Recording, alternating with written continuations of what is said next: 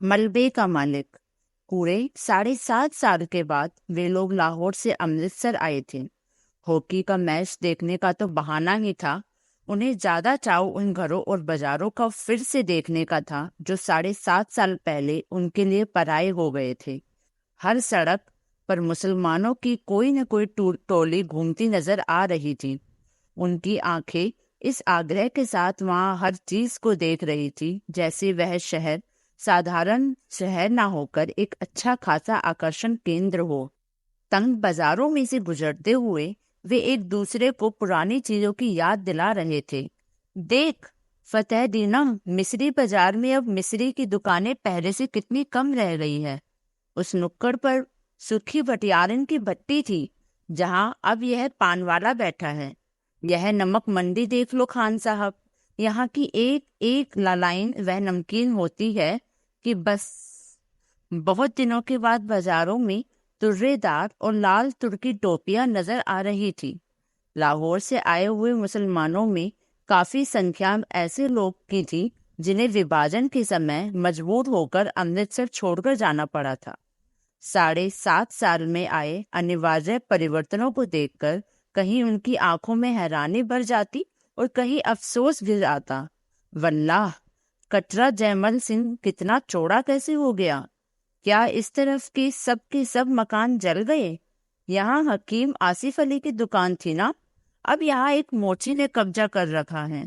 और कहीं कहीं ऐसे भी वाक्य सुनाई दे जाते, वली यह मस्जिद ज्यों की त्यों खड़ी है, इन लोगों ने इसको गुरुद्वारा नहीं बना दिया। जिस रास्ते से भी पाकिस्तानियों की टोली गुजरती, शहर के लोग उत्सुकता पूर्वक उसकी ओर देखते रहते। कुछ लोग अब भी मुसलमानों को आते देखकर आशंकित से रास्ते से हट जाते, जबकि दूसरे लोग आगे बढ़कर उनसे बगलगीर होने लगते। ज्यादातर वे आगंतुकों से ऐसे ऐसे सवाल पूछते कि आजकल लाहौर का क्या हाल है, अनारकली में अब पहले जितनी रौनक होती है या नहीं। सुना है शाहान मिगेट का पूरा बाजार नया बना है। कृष्णनगर में तो खास तब्दीली नहीं आई। वहां एक रिश्वतपुरा क्या वाकई रिश्वत के पैसे से बना है। कहते हैं पाकिस्तान में अब बुर्का बिल्कुल उड़ गया है, यह ठीक है क्या। इन सवालों में इतनी आत्मीयता झलकती थी कि लगता था लाहौर एक शहर नहीं, हजारों लोगों का सगा संबंधी है जिसके हालात जानने के लिए वे उत्सुक है। लाहौर से आए हुए लोग उस दिन शहर भर में मेहमान थे, जिनमें से मिलकर और बातें करके लोगों को खामखा खुशी का अनुभव होता था। बाजार बासा अमृतसर का एक उपेक्षित सा बाजार है जो विभाजन के पहले गरीब मुसलमानों की बस्ती थी। वहां ज्यादातर बांस और शहतीरों की ही दुकान थी जो सब की सब एक ही आग में जल गई थी। बाजार बासा की वह आग अमृतसर की सबसे भयानक आग थी, जिससे कुछ देर के लिए तो सारे शहर के जल जाने का अंदेशा पैदा हो गया था। बाजार बांसा के आसपास के कई मुल्लों को तो उस आग ने अपनी लपेट में ही ले लिया था। खैर, किस तरह वह आग काबू में आ तो गई, पर उसमें मुसलमानों के एक एक घर के साथ हिंदुओं के भी 4-4 6-6 घर जलाकर राख कर दिए। अब 7.5 साल में उनमें से कई इमारतें तो सिर खड़ी हो गई थी, मगर जगह जगह मलबे के ढेर अब भी मौजूद थे। नई इमारतों के बीच बीच में मलबे के ढेर अजीब ही वातावरण प्रस्तुत करते थे। बाजार बासा में उस दिन भी चहल पहल नहीं थी, क्योंकि उस बाजार के ज्यादातर बाशिंदे तो अपने मकानों के साथ ही शहीद हो गए थे, और जो बचकर चले गए थे उनमें से शायद किसी में भी लौटकर आने की हिम्मत बाकी नहीं रही थी। सिर्फ एक दुबला पतला बुढ़ा मुसलमान ही उस वीरान बाजार में आया और वहां की नई और जली हुई इमारतों को देखकर जैसे भूल भुलैया में पड़ गया। बाएं हाथ को जाने वाली गली के पास पहुंचकर उसके कदम अंदर मुड़ने को हुए, मगर फिर वह हिचककर वहां बाहर ही खड़ा रह गया, जैसे उसे विश्वास नहीं हुआ कि वह वही गली है या नहीं जिसमें वह जाना चाहता है। गली में एक तरफ बच्चे कीड़ा कीड़ा खेल रहे थे, कुछ अंतर पर दो स्त्रियां ऊंची आवाज में चीखती हुई एक दूसरे को गालियां दे रही थी। सब कुछ बदल गया, मगर बोलियां नहीं बदली। बुढ़े मुसलमान ने धीमे स्वर में अपने आप से कहा, और छड़ी का सहारा लिए खड़ा रहा। उसके घुटने पजामे से बाहर निकल रहे थे और घुटनों के अंदर थोड़ा ऊपर ही उसकी शेरवानी में 3-4 पैबंद लगे थे। गली से एक बच्चा रोता हुआ बाहर को आ रहा था। उसने उसे पुचकार कर पुकारा, इधर आ बेटा, आ इधर, देख तुझे चिज्जी देंगे, आ। और वह अपनी जेब में हाथ डालकर उसे देने के लिए कोई चीज ढूंढने लगा। बच्चा क्षण भर के लिए चुप कर गया, लेकिन फिर उसने ओठ बिसोड़ लिए और रोने लगा। एक 16-17 बरस की लड़की गली के अंदर से दौड़ती हुई आई और बच्चे की बाह पकड़कर उसे घसीटती हुई गली में ले चली। बच्चा रोने के साथ साथ अपनी बाह छुड़ाने के लिए मचलने लगा। लड़की ने उसे बाहों में उठाकर अपने साथ चिपका लिया और उसका मुंह चूमती हुई बोली, चुप कर मेरा वीर, रोएगा तो तुझे वह मुसलमान पकड़ कर ले जाएगा। मैं वारी जाऊं, चुप कर। बुढ़े मुसलमान ने बच्चे को देने के लिए जो पैसा निकाला था वह वापस जेब में रख लिया। सिर से टोपी उतारकर उसने वहां थोड़ा खुजलाया और टोपी बगल में दबा ली। उसका गला खुश्क हो रहा था और घुटने जरा जरा कांप रहे थे। उसने गली के बाहर ही बंद दुकान के तख्ते का सहारा ले लिया और टोपी फिर से सिर पर लगा ली। गली के सामने जहां पहले ऊंचे ऊंचे शहतीर रखे रहते थे, वहां अब एक 3 मंजिला मकान खड़ा था। सामने बिजली के तार पर 2 मोटी मोटी चीलें बिल्कुल जड़ होकर बैठी थी। बिजली के खंबे के पास थोड़ी धूप थी। वह कई पल धूप में उड़ते हुए जर्रों को देखता रहा। फिर उसके मुंह से निकला, या मालिक। एक नवयुवक चाबियों का गुच्छा घुमाता हुआ गली की ओर आया और बुड्ढे को खड़े देखकर उसने रुककर पूछा, कहिए मियाँ जी, यहाँ किस तरह खड़े हो? बुड्ढे मुसलमान की छाती और बाहों में हल्की सी कपकपी हुई और उसने होठों पर जबान फेरकर नवयुवक को ध्यान से देखते हुए पूछा, बेटा, तेरा नाम मनोरी नहीं है? नवयुवक ने चाबियों का गुच्छा मिलाना बंद करके मुट्ठी में ले लिया और आश्चर्य के साथ पूछा, आपको मेरा नाम कैसे पता है? 7.5 साल पहले तू बेटा इतना सा था, कहकर बुड्ढे ने मुस्कुराने लगा। आप आज पाकिस्तान से आए हैं? मनोरी ने पूछा। हाँ, मगर पहले हम इसी गली में रहते थे, बुड्ढे ने कहा। मेरा लड़का चिरागदीन तुम लोगों का दर्जी था। तकसीम से 6 महीने पहले हम लोगों ने यहाँ अपना नया मकान बनाया था। ओ गनी मियाँ, मनोरी ने पहचान कर कहा। हाँ बेटा, मैं तुम लोगों का गनी मियाँ हूँ। चिराग और उसकी बीवी बच्चे तो नहीं मिल सकते, मगर मैंने कहा कि एक बार मकान की सूरत ही देख लो, और उसने टोपी उतारकर सिर पर हाथ फेरते हुए आंसुओं को बहने से रोक लिया।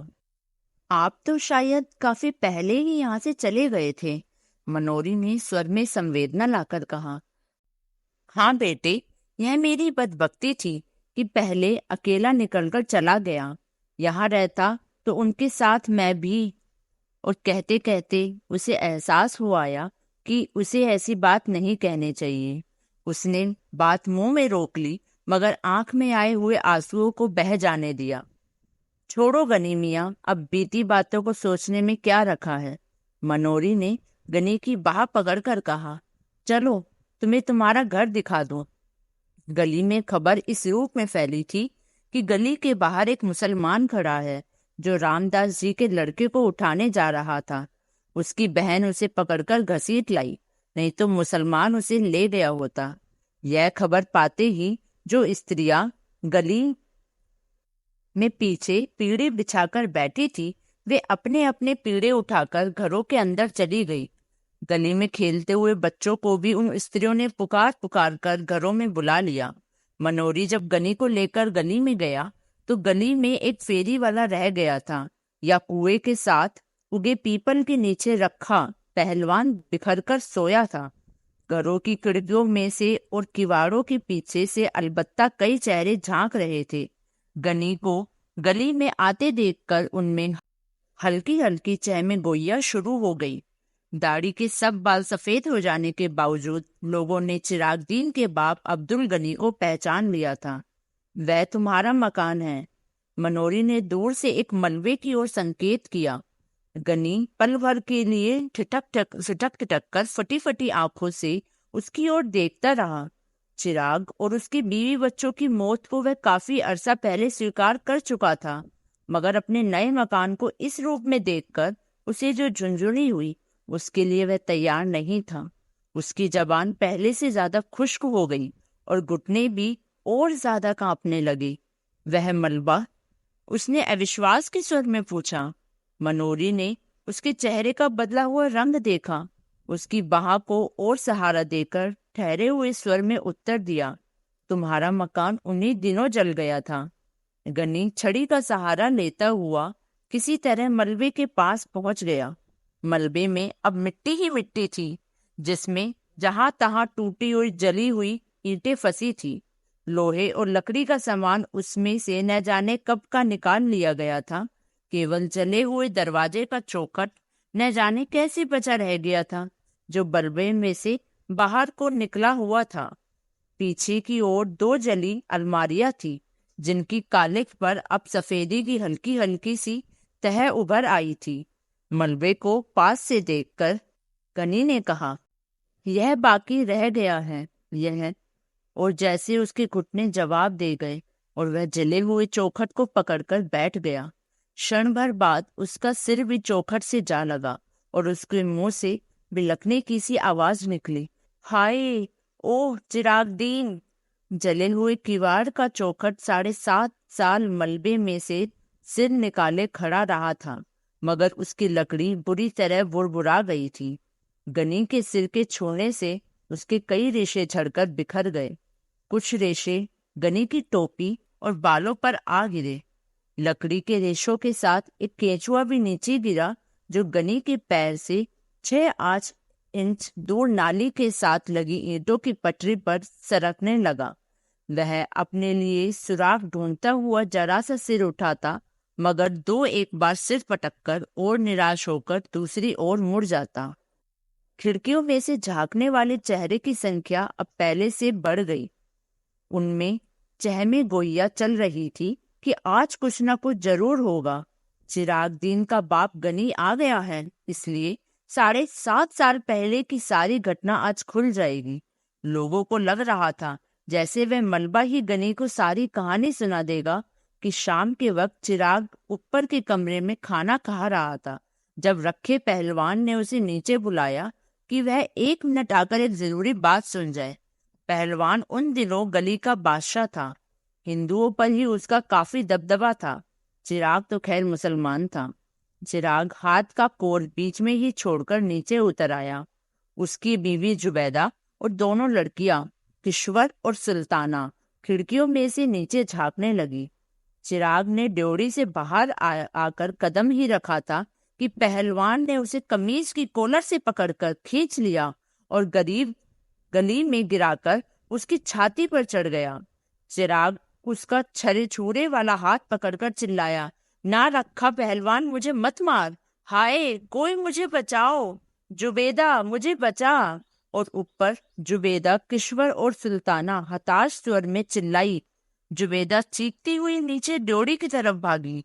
रखे के लिए शागिर्द ने चिराग को जद्दोजहद करती हुई बाहें पकड़ ली और रखा उसकी जांघों को घुटने से दबाए हुए बोला, चीखता क्यों है बहन के, तुझे पाकिस्तान दे रहा हूं, ले। और जुबेदा के नीचे पहुंचने से पहले ही चिराग को पाकिस्तान दे दिया। आसपास के घरों की खिड़कियां बंद हो गई। जो लोग दृश्य के साक्षी थे, उन्होंने दरवाजे बंद करके अपने को इस घटना का उत्तरदायित्व से मुक्त कर लिया। बंद किवाड़ में भी उन्हें देर तक जुबेदा, किश्वर और सुल्ताना के चीखने की आवाजें सुनाई देती रही। रखे पहलवान और उसके साथियों ने उन्हें भी उसी रात पाकिस्तान देकर विदा कर दिया, मगर दूसरे तवील रास्ते से। उनकी लाशें चिराग के घर में न मिलकर बाद में नहर के पानी में पाई गई। 2 दिन तक चिराग के घर की छानबीन होती रही थी। जब उसका सारा सामान लूटा जा चुका तो न जाने किसने उस घर को आग लगा दी। रखे पहलवान ने कसम खाई थी कि वह आग लगाने वाले को जिंदा जमीन में गाड़ देगा, क्योंकि उसने उस मकान पर नजर रखकर ही चिराग को मारने का निश्चय किया था। उसने उस मकान को शुद्ध करने के लिए हवन सामग्री भी खरीद रखी थी, मगर आग लगाने वाले का पता ही नहीं चल सका। उसे जिंदा गाड़ने की नौबत तो बाद में आती। अब 7.5 साल में रखा पहलवान उस मलबे को अपनी जागीर समझता आ रहा है, जहां न वह किसी को गाय भैंस बांधने देता था और न खोचा लगाने देता था। उस मलबे से बिना उसकी अनुमति से कोई ईंट भी नहीं उठा सकता था। लोग आशा कर रहे थे कि यह सारी कहानी जरूर किसी न किसी तरह गनी के कानों तक पहुंच जाएगी। जैसे मलबे को देखकर उसे अपने आप की सारी घटना का पता चल जाएगा, और गनी मलबे की मिट्टी को नाखूनों से खोद खोद कर अपने ऊपर डाल रहा था और दरवाजों की चौखट को बाह में लिए रो रहा था। बोल चिरागदीन बोल, तू कहाँ चला गया? ओए, ओ किश्वर, ओ सुल्ताना, हाय मेरे बच्चे, ओए गनी को कहाँ छोड़ दिया? और बुरबुरे किवाड़ से लकड़ी के रेशे झड़ते जा रहे थे।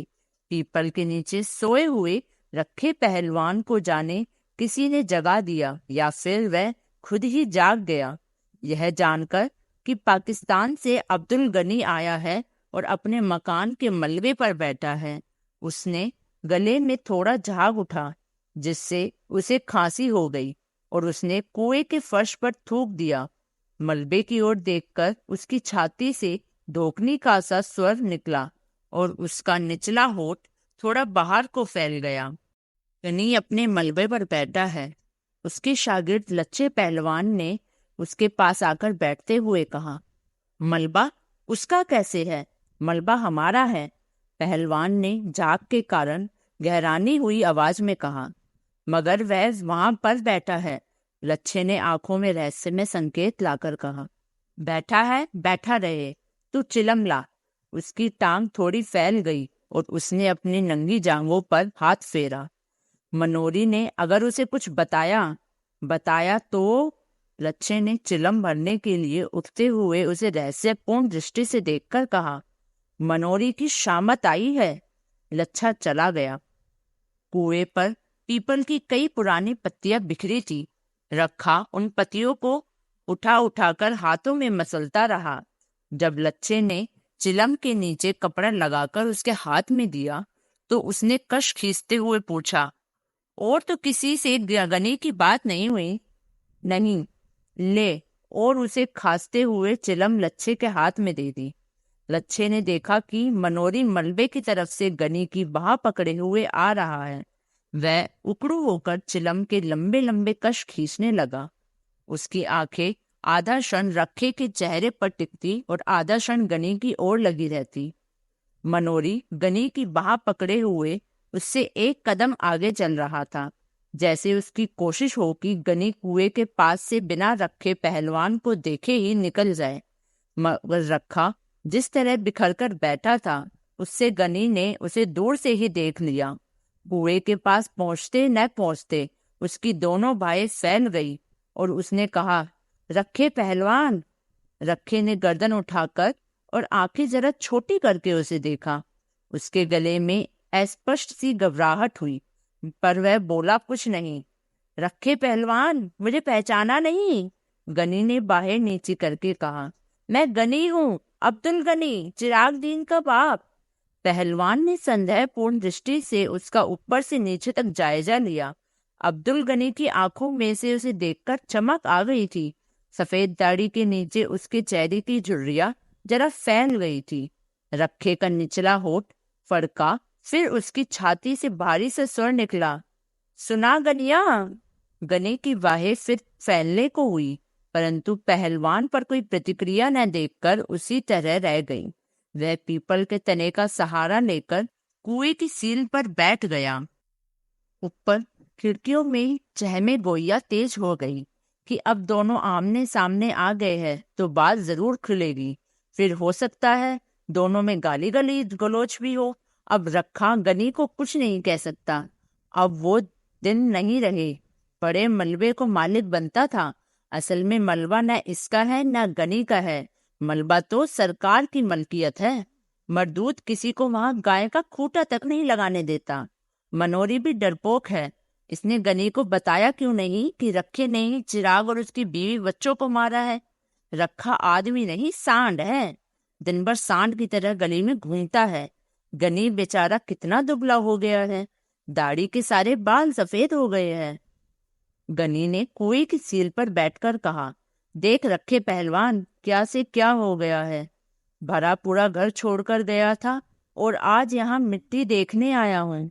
बसे हुए घर की यही निशानी रह गई है। तू सच पूछे रखे तो मेरा यह मिट्टी को भी छोड़कर जाने को जी नहीं करता। और उसकी आंखें छलछला आई। पहलवान ने अपनी फैली हुई टांगे समेट ली और अंगोछा कुएं की मुंडेर से उठाकर कंधे पर डाल लिया। लच्छे ने चिलम की उसकी तरफ बढ़ा दी और वह कश खींचने लगा। तू बता रखे, यह सब हुआ किस तरह? गनी आंसू रोकता हुआ आग्रह के साथ बोला। तुम लोग उसके पास थे, सब में भाई भाई की सी मोहब्बत थी। अगर वह चाहता तो वह तुम में से किसी के घर क्यों नहीं छिप सका? उसने इतनी समझ नहीं आई। ऐसा ही है। रखे को सहम लगा कि उसकी आवाज में कुछ अस्वाभाविक सी गूंज है। उसके होठ गाढ़े लार से चिपक गए थे। उसकी मूंछ के नीचे से पसीना उसके होठों पर आ रहा था। उसके माथे पर किसी चीज का दबाव पड़ रहा था और उसकी रीढ़ की हड्डी सहारा चाह रही थी। पाकिस्तान का क्या हाल है? उसने वैसे ही स्वर में पूछा। उसके गले की नसों में तनाव आ गया था। उसने अंगोछे से बगलों का पसीना पोंछा और गले का जाग मुंह में खींच खींच कर गली में थूक दिया। मैं क्या हाल बताऊं रखे? गनी दोनों हाथों से छड़ी पर जोर देकर झुकता हुआ बोला। मेरा हाल पूछो तो वह मेरा खुदा ही जानता है। मेरा चिराग साथ होता तो और बात थी। रखे, मैंने उसे कितना समझाया था कि मेरे साथ चल, मगर वह अड़ा रहा कि नया मकान छोड़कर कैसे जाऊं। यहाँ अपनी गली है, कोई खतरा नहीं है। भोले कबूतर ने यह नहीं सोचा कि गली में खतरा न सही, बाहर से तो खतरा आ सकता है। मकान की रखवाली के लिए चारों जनों ने जान दे दी। रखे, उसे तेरा बहुत भरोसा था। कहता था कि रखे के रहते कोई मेरा कुछ नहीं बिगाड़ सकता। मगर जब आनी आई तो रखे के रुके भी नहीं रुकी। रखे ने सीधा होने की चेष्टा की क्योंकि इसकी रीढ़ की हड्डी दर्द कर रही थी। उसने अपनी कमर और जांघों के जोड़ पर सख्त दबाव महसूस हो रहा था। पेट की अंतड़ियों के पास जैसे कोई चीज उसकी सांस को जकड़ रही थी। उसका सारा जिस्म पसीने से भीग गया था और उसके पैरों के तलवों में चुनचुनाहट हो रही थी। बीच बीच में नीली फुलझड़ियां सी ऊपर से उतरती और उसकी आंखों के सामने तैरती हुई निकल जाती। उसे अपने जबान और होठों के बीच का अंतर कुछ ज्यादा महसूस हो रहा था। उसने अंगोछे से होठों को कानों को साफ किया और उसके मुंह से निकला, हे प्रभु सच्चिया, तू ही है, तू ही है, तू ही है। गनी ने लक्षित किया कि पहलवान के होठ सूख रहे हैं और उसके आंखें इर्द गिर्द दायरे गहरे हो आए हैं। तो वह उसके कंधे पर हाथ रखकर बोला, हल्का न कर रखिया, जो होनी थी सो हो गई, उसे कोई लौटा थोड़े सकता है। खुदा नेक की नेकी रखे और बद की बदी माफ करे। मेरे लिए चिराग नहीं तो तुम लोग तो हो। मुझे आकर इतनी ही तसल्ली हुई कि उस जमाने की कोई तो यादगार है। मैंने तुमको देख लिया तो चिराग को देख लिया। अल्लाह तुम लोगों को सेहतमंद रखे, जीते रहो और खुशियां देखो। और गनी छड़ी पर दबाव देकर उठ खड़ा हुआ। चलते हुए उसने फिर कहा, रखे पहलवान, याद रखना। रखे के गले में स्वीकृति की मध्यम सी आवाज निकली। अंगोछा बीच में लिए हुए उसके दोनों हाथ जुड़ गए। गनी गली के वातावरण को हसरत भरी नजर से देखता हुआ धीरे धीरे गली से बाहर चला गया। ऊपर खिड़कियों में थोड़ी देर चहमे गोइया चलती रही कि मनोरी ने गली के बाहर निकलकर जरूर गनी को सब बता दिया होगा। गनी के सामने रखे का तालू किस तरह खुश्क हो गया था। रखा अब किस मुंह से लोगों को मलबे पर गाय बांधने से रोकेगा। बेचारी जुबेदा, बेचारी कितनी अच्छी थी, कभी किसी से मंदा नहीं बोली। रखे मर्दूद का घर न घाट, इससे किसी माँ बहन का लिहाज था। और थोड़ी ही देर में स्त्रियां घर से गली में उतर आई। बच्चे गली में गुल्ली डंडा खेलने लगे और 12-13 बरस की लड़कियां किसी बात पर एक दूसरे से गुत्थम गुत्थी होने हो गई। रखा गहरी शाम तक कुएं पर बैठा खखारता और चिलम फूंकता रहा। कई लोगों ने यहाँ से गुजरते हुए उससे पूछा, रखे शाह, सुना है आज गनी पाकिस्तान से आया था? हाँ, आया था। रखे ने हर बात एक ही उत्तर दिया। फिर कुछ नहीं, चला गया। रात होने पर रखा रोज की तरह गली के बाद बाईं ओर की दुकान के तख्ते पर आ बैठा। रोज अक्सर वह रास्ते से गुजरने वाले परिचित लोगों को आवाज देकर बुला लेता था और उन्हें सट्टे के गुर और सेहत के नुस्खे बताया करता था। मगर उस दिन वह लच्छे को अपनी वैष्णो देवी की उस यात्रा का विवरण सुनाता रहा जो उसने 15 साल पहले की थी। लच्छे को विदा करके वह गली में आया तो मलबे के पास लोपू पंडित की भैंस को खड़ा देखकर वह रोज की आदत के मुताबिक उसे धक्के दे देकर हटाने लगा। तत तत तत तत तत तत। और भैंस को हटाकर वह सुस्ताने के लिए मलबे के चौखट पर बैठ गया। गली उस समय बिल्कुल सुनसान थी। कमेटी की कोई बत्ती न होने से वहां शाम से ही अंधेरा हो जाता था। मलबे के नीचे वह नाली का पानी हल्की आवाज करता हुआ बह रहा था। रात की खामोशी के साथ मिली हुई कई तरह की हल्की हल्की आवाजें मलबे की मिट्टी से निकल रही थी। एक भटका हुआ कौवा न जाने कहां से उड़कर लकड़ी के चौखट पर आ बैठा। उससे लकड़ी के रेशे इधर उधर छितरा गए। कौवे के बैठते ना बैठते मलबे के एक कोने में लेटा हुआ कुत्ता गुर्राकर उठा और जोर जोर से भौंकने लगा। कौवा कुछ देर सहमा सा चौखट पर बैठा रहा, फिर वह पंख फड़फड़ाता हुआ उड़कर कुएं के पीपल पर चला गया।